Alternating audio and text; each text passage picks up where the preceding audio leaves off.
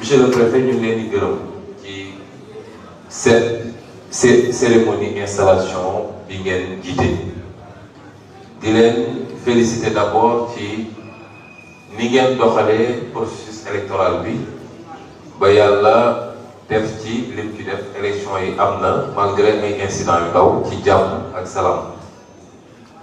di leen wax ni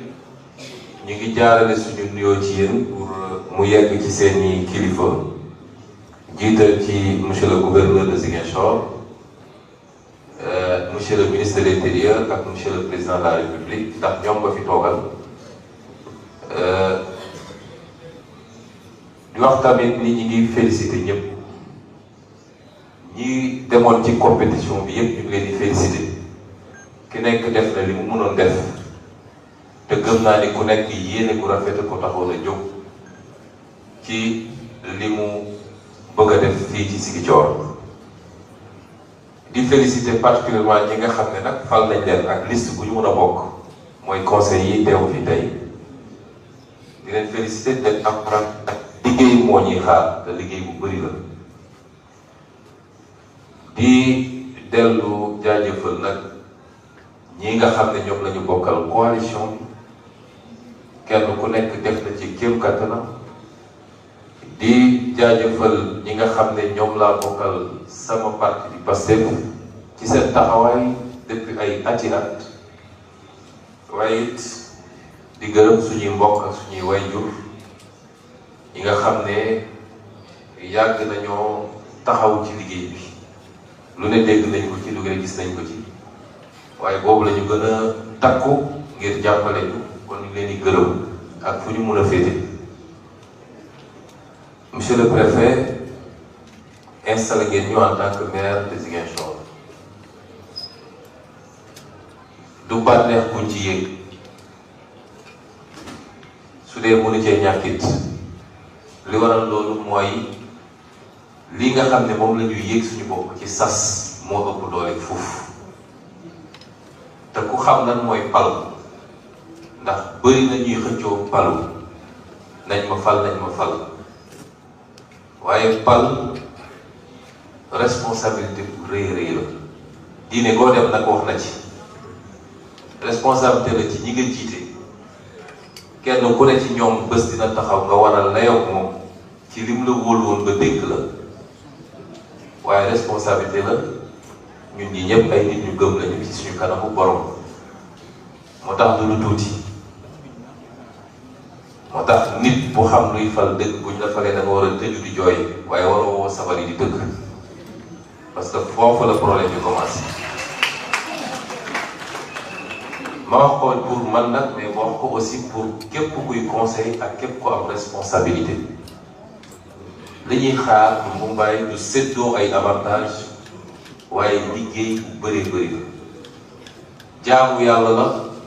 parce que askan gi la wóolu waru laa gën a gore jaamu yàlla la parce que loo ci def di nga gis njëriñ bi fii wala di nga gis njëriñ bi fële tamit kon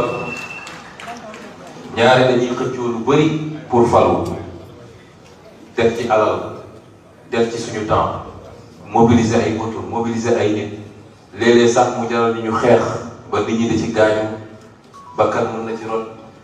sonn ci gannaaw bu ñu falee ñu def suñu kéem kattan pour fañ ñu fal ñu fexe ba ñi ci gën a kawe ñu fexe ba nekk foofu waaye dañu ràññee fii Sénégal mooy bu ñu demee ba yegg foofu nag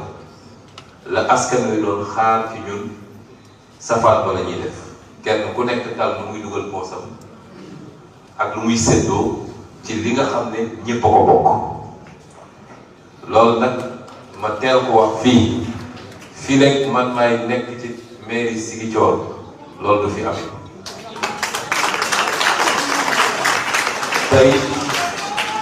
tey duñ ko waxaale duñ ko négocier du nag lu ñuy yedd nit wala ay menaces waaye suñu responsabilité la en tant que jiit ñu wax ko ñëpp dégg ko ñu wax ko conseil yëpp dégg ko waaye ñu wax ko askan bi ñu wóolu dégg ko ñoom it liggéey moo ñu tax a jóg te liggéey rek la ñuy def wax naa ko fii keroog ci bés ba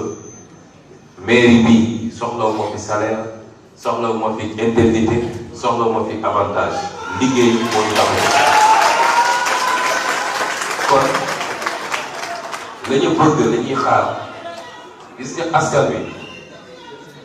wi li mu bëgg mooy sentir ni ñii liggéey moo leen tax a jóg bu boobaa boo demee ba fi nga tële askan wi dina xam ni fii tële nga def nga li nga mënoon def yépp en tant que nit kon loolu lay xaar ci chacun et chacune di feddali ni liggéey bi aw ma ci ku ma ci betti une fois qu'on est conseillé on est tous conseillés ku ci bokk liste UCS ku ci bokk liste Benno ak ku ci bokk liste Yewwi ñoom ñëpp ay conseillers lañ kon la ca des élection bu jotaatee dans 5 ans ku nekk mun nga taxawal sa liste mais diggante bi liggéeyal waa Ziguinchor moo fi des dañu joxante loxo ñu liggéey loolu mooy li ma ci bëggoon wax ci lu gàtt di daaneel ci wax ni monsieur le préfet yaa fi toogal état wala état central ñun ñu toogal fi état déconcentré parce que bokk na ci responsabilité maire ci boppam représentant ci état la ni nga ko doonee yow kon jàppante liggéey ngir njëriñu askan wi njëriñu Ziguinchor ak njëriñu Sénégal moo ñu war jàpp naa ni am naa yaakaar ni noonu lay demee ñëw nañu ak programme bu yaatoo yaatu boo xam ne liggéey bu bëri la laaj waaye buñ ko doxalee niñ ko bëgg a doxalee gëm naa ni Ziguinchor bii ñu fekk tey ak Ziguinchor bi ñu jëm fii léegi ay weer ay at dina doon ñu ute torop loolu nag pour mu am bër na ci loo xam ne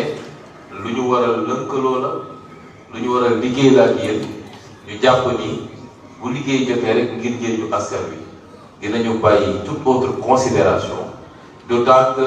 préfet amul coloration politique fonctionnaire la agent de l'état la état lay servir régime bu ñëw fekk ko fi régime bu dem ba ko fi ba keroog muy jël retraitam kon kooku gëm naa ni lépp lu ñu andi te muy jëriñu askan wi waruñu cee am problème waruñu cee am xaar mu yàlla te gëm nañu noonu la jógee monsieur le préfet kon ñu ngi gërëm ñëpp di sant ñëpp war a mën a nag jaar